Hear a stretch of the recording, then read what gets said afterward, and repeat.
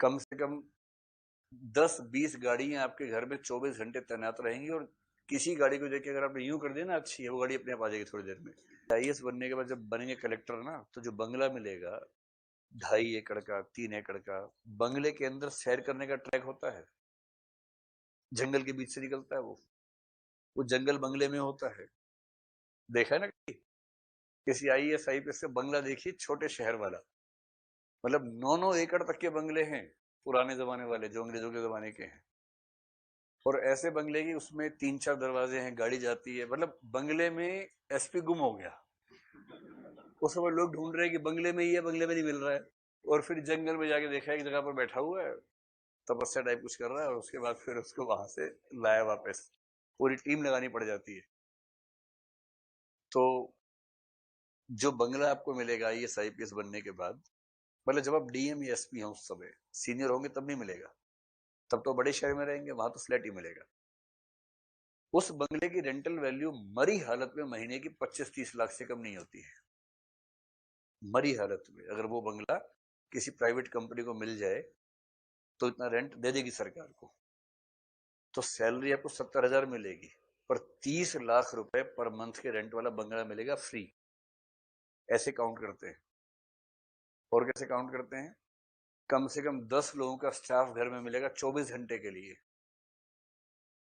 कम से कम 10-20 गाड़ियां आपके घर में 24 घंटे तैनात रहेंगी और किसी गाड़ी को देख के अगर आपने यूं कर दिया ना अच्छी है, वो गाड़ी अपने आप आ जाएगी थोड़ी देर में। पर ऐसा करना मत, उससे आपकी छवि खराब हो जाएगी, ऐसा कीजिएगा मत। सरकार की तरफ से इतना साजो सामान रहता है आपके पास, उसके बाद क्या बचता है? घर के जंगल में इतनी खेती होती है कि उससे आपका पूरा परिवार खा खा के गोल हो जाएगा ना, तब भी खत्म नहीं होगा।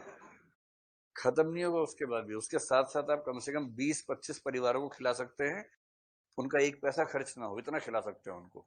और वो खेती कहाँ हो रही है? आपके घर के अंदर हो रही है। और फिर आपको फोन मिलता है। अब तो खैर एसटीडी आईएसडी फ्री हो गया ऑलमोस्ट, जिस जमाने में नहीं था। एक ऐसा फोन मिलता था कि जिसपे अनलिमिटेड एसटीडी, अनलिमिटेड आईएसडी होती थी। वो फोन आप सर्विस में इसलिए मिलता था। तो 60-70 हजार का तो बिल लोग फोन से बना लेते थे अपना, सैलरी के बराबर। अब तो वो कितना भी कर ले हो ही नहीं सकता, क्योंकि लोकल हो गया सब कुछ। तो दिक्कत कम हो गई है, पहले ऐसा था। फिर एलटीसी वेलटीसी वो सब जोड़ लीजिए, यात्रा भत्ता आदि आदि आदि। और उसके बाद 5 साल की नौकरी के बाद अगर आपका मन हुआ और आप ठीक परफॉर्म कर रहे हैं, तो किसी बढ़िया विश्वविद्यालय में जाइए, हार्वर्ड में जाइए, 2 साल एमबीए कीजिए। भारत सरकार सारे पैसे देगी आपको पढ़ाने के लिए हार्वर्ड में। और वहां से आप एमबीए करके आएंगे। वो देगी इसलिए कि आप उसका ज्ञान भारत सरकार के अच्छाई में यूज करेंगे, ये नहीं कि वहां से भाग गए उसके बाद।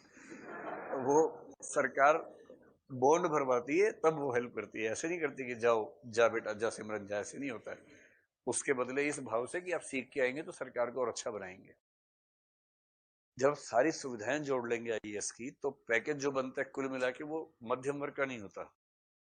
वो ये वाला जो वर्ग है ना, ये उच्च उच्च वर्ग वाला मामला है।